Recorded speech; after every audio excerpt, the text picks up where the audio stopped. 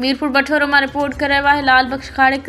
मीरपुर बठोरो जीए सिंध क़ौमी पार्टी के चेयरमैन नवाज़ खान ज़हूर पारा सखर डिवीज़न के सदर सुल्तान निंदवाणी के बिना जवाज़ खंबे गुम करण खिलाफ हंगामी प्रेस कॉन्फ्रेंस। पार्टी अगवान के बगैर किए सबब के खंबे गुम करण सरासर ज्यादती नाइंसाफ़ी की वही है।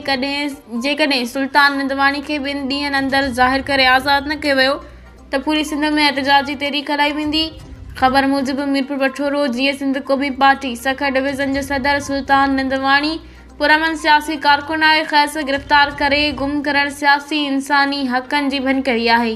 जेकॾहिं 2 ॾींहनि अंदर खेसि आज़ाद न किया वियो तो संदसि गिरफ़्तारी खिलाफ़ पूरी सिंध में भरपूर एहतजाज किया वेंदो। अहिड़ो इज़हार नवाज़ खान ज़हूर सिंध हाउस मीरपुर बठोरो में पार्टी अगवान सां गॾु हंगामी प्रेस कॉन्फ्रेंस कंदे कयो।